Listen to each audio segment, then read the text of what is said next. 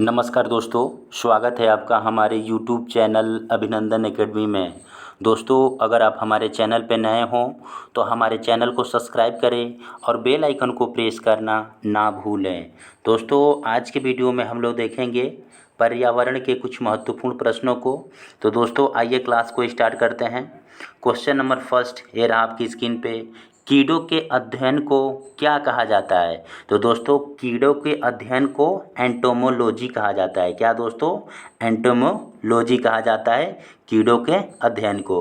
और दोस्तों, सांपों के अध्ययन को क्या कहा जाता है? तो दोस्तों, सांपों के अध्ययन को आर्कियोलॉजी कहा जाता है, यानी विकल्प ए। और दोस्तों, पक्षियों के अध्ययन को क्या कहा जाता है? तो दोस्तों, पक्षियों के अध्ययन को ऑर्निथोलॉजी कहा जाता है। और दोस्तों, शैवालों के अध्ययन को फाइकोलॉजी कहा जाता है।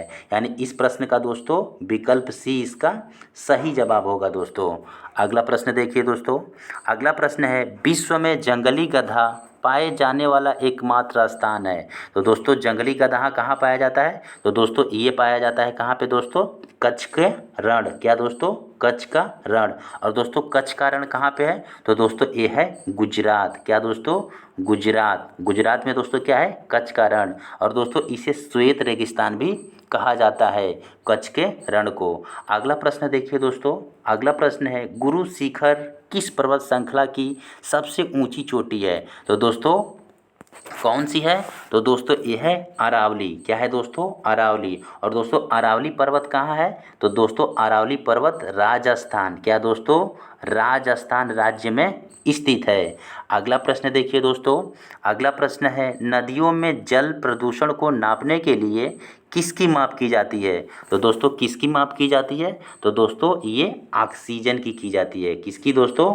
ऑक्सीजन की। यानी विकल्प बी इसका सही जवाब होगा। दोस्तों, अगला प्रश्न देखिए दोस्तों।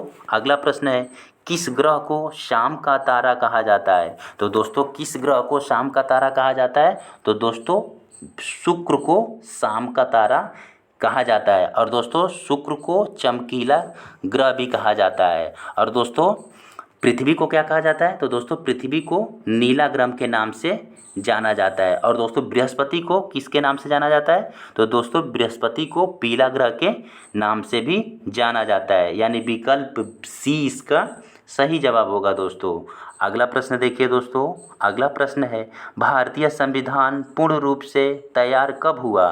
तो दोस्तों, भारतीय संविधान पूर्ण रूप से कब तैयार हुआ? तो दोस्तों, ये हुआ था आपका 26 नवंबर 1949 को। क्या दोस्तों? 26 नवंबर 1949 को भारतीय संविधान पूर्ण रूप से तैयार हुआ था। अगला प्रश्न देखिए दोस्तों। अगला प्रश्न है, बिहू किस प्रदेश का लोक नृत्य है? तो दोस्तों, बिहू जो है आपका किस प्रदेश का लोक नृत्य है? तो दोस्तों, ये है असम राज्य का। क्या दोस्तों? असम राज्य का। और दोस्तों, उत्तर प्रदेश का लोक नृत्य हमें कमेंट करके आप लोग बताइएगा।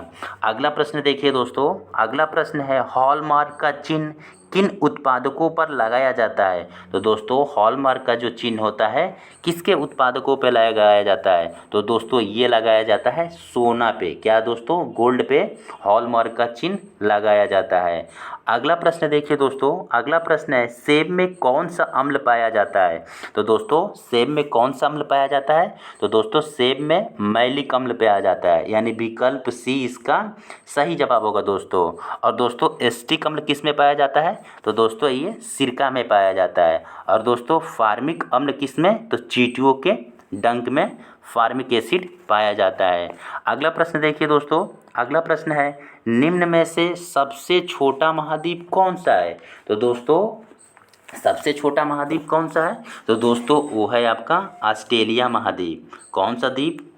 दोस्तों, ये है ऑस्ट्रेलिया महाद्वीप। और दोस्तों, सबसे बड़ा महाद्वीप कौन है? तो दोस्तों, सबसे बड़ा महाद्वीप एशिया महाद्वीप है।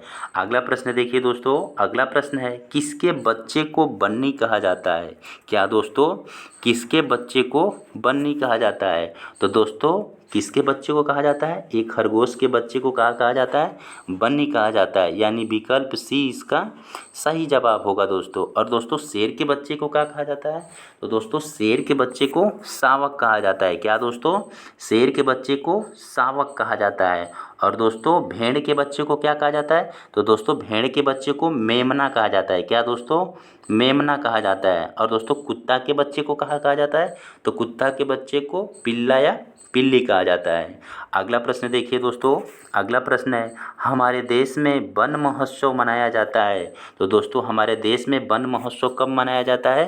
तो दोस्तों वन महोत्सव मनाया जाता है 1 से 7 जुलाई। क्या दोस्तों? 1 से 7 जुलाई, यानी जुलाई का जो महीना दोस्तों होता है 1 से 7, वो वन महोत्सव के रूप में मनाया जाता है, यानी विकल्प डी इसका सही जवाब होगा दोस्तों। अगला प्रश्न देखिए दोस्तों, अगला प्रश्न है तू धरती पर चाहे जहाँ भी रहे मैं तेरी खुशबू से पहचान लूँगा का संदर्भ है। क्या दोस्तों? ध्यान से देखिए प्रश्न को। तू धरती पे चाहे, क्या दोस्तों? तू धरती पे चाहे जहाँ भी रहे मैं तेरी खुशबू से पहचान लूँगा का संदर्भ है। तो दोस्तों किसका संदर्भ है? तो दोस्तों ये है रेशम का कीड़ा। क्या दोस्तों? रेशम का कीड़ा। और दोस्तों आपको बता दें कि रेशम का कीड़ा जो है कई किलोमीटर दूर से यह अपने मादा, क्या दोस्तों? मादा को पहचान लेता है, यानी विकल्प डी इसका सही जवाब होगा दोस्तों। अगला प्रश्न देखिए दोस्तों, अगला प्रश्न है एक अच्छे परीक्षण की विशेषताएं नहीं है। क्या दोस्तों? एक अच्छे परीक्षण की विशेषताएं नहीं है। ध्यान से देखिए दोस्तों क्वेश्चन को। तो दोस्तों क्या नहीं है? तो दोस्तों ये है क्या दोस्तों? आत्मनिष्ठता। क्या दोस्तों? आत्मनिष्ठता जो है अच्छे परीक्षण की विशेषताएं नहीं है।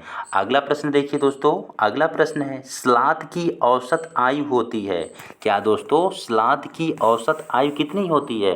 तो दोस्तों जो स्लाथ है, स्लाथ की औसत आयु 40 वर्ष होती है। कितना दोस्तों? 40 वर्ष होती है। और दोस्तों दुनिया का सबसे आलसी जीव, क्या दोस्तों? दुनिया का सबसे आलसी जीव क्या है दोस्तों? स्लाथ है।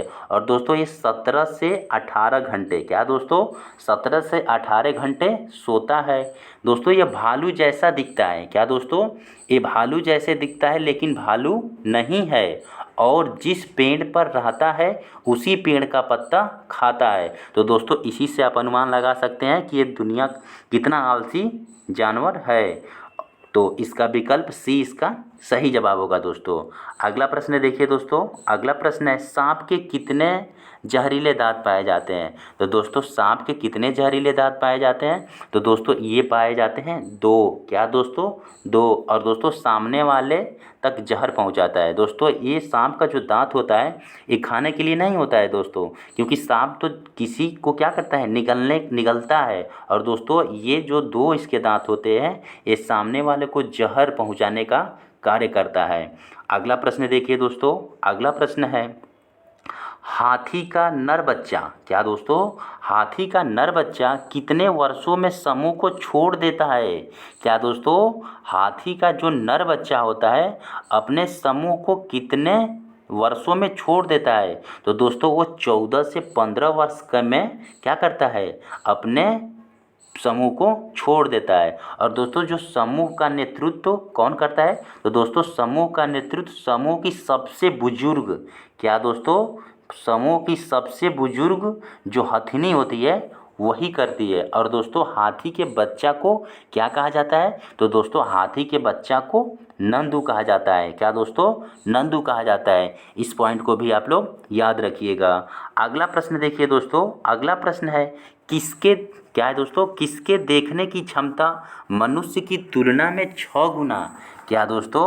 मनुष्य की तुलना में 6 गुना ज़्यादा होती है। तो दोस्तों किसकी होती है? तो दोस्तों वो होती है शेर की। दोस्तों शेर जो है मनुष्य से 6 गुना क्या करता है, अधिक देखता है, यानी देखने की क्षमता मनुष्य से ज़्यादा होती है। अगला प्रश्न देखिए दोस्तों, अगला प्रश्न है आपका, अगला प्रश्न है मिड डे मील योजना कब लागू की गई थी? तो दोस्तों मिड डे मील योजना ये आपका 2004 में लागू हुई थी। कब दोस्तों? 2004 में मिड डे मील योजना लागू हुआ था। और दोस्तों ये क्यों लागू हुआ था? तो दोस्तों स्कूल में नामांकन बढ़ाने के लिए तथा गरीब बच्चों को पोषण युक्त, क्या दोस्तों? गरीब बच्चों को पोषण युक्त भोजन प्रदान करने के लिए दिया जाता है। तो दोस्तों यानी विकल्प बी इसका सही जवाब होगा दोस्तों। अगला प्रश्न देखिए दोस्तों। अगला प्रश्न है, पीली क्रांति का जनक किसे माना जाता है? तो दोस्तों पीली क्रांति का जनक किसे माना जाता है? तो दोस्तों वो माना जाता है किसको? सैम पित्रोदा को। किसको दोस्तों? सैम पित्रोदा को पीली क्रांति का जनक माना जाता है, यानी विकल्प डी इसका सही जवाब होगा दोस्तों। और दोस्तों ये किससे संबंधित है? तो दोस्तों तिलहन उत्पादन से है। किससे दोस्तों? तिलहन उत्पादन से पीली क्रांति संबंधित है। अगला प्रश्न देखिए दोस्तों। अगला प्रश्न है, पश्मीना ऊन किस जानवरों से मिलता है? तो दोस्तों पश्मीना जो होता है ये किस जानवरों से प्राप्त होता है? तो दोस्तों ये होता है बकरी। क्या दोस्तों? बकरी के बाल से पश्मीना ऊन तैयार होता है। और दोस्तों इसकी खासियत क्या है? तो दोस्तों इसकी खासियत यह है कि यह कड़ाके की सर्दी में भी न केवल शरीर को गर्म रखती है बल्कि वजन में भी बेहद हल्की होती है। और दोस्तों ये 6 साल के बराबर एक होती है। अगला प्रश्न देखिए दोस्तों। अगला प्रश्न है, पपीता का जनक किस देश को माना जाता है? तो दोस्तों पपीता का जनक किस देश को माना जाता है? तो दोस्तों वो माना जाता है अमेरिका को। क्या दोस्तों? अमेरिका को पपीता का जनक देश माना जाता है। और दोस्तों मक्का के लिए कौन सा शहर है? तो दोस्तों मक्का के लिए क्या दोस्तों? मस्किको को मक्का के लिए जाना जाता है। क्या दोस्तों? मक्का के लिए। और दोस्तों चीन को किसके लिए जाना जाता है? तो दोस्तों चीन में सबसे अधिक मात्रा में क्या पाया जाता है? क्या दोस्तों? सोयाबीन सबसे ज़्यादा पाया जाता है। और दोस्तों सोयाबीन में सबसे ज़्यादा प्रोटीन भी पाया जाता है। दोस्तों अगर ये वीडियो आपको पसंद आया हो तो हमारे यूट्यूब चैनल अभिनंदन एकेडमी को सब्सक्राइब करें और वीडियो को लाइक करें। दोस्तों फिर मिलते हैं हम नेक्स्ट वीडियो में, तब तक के लिए नमस्कार।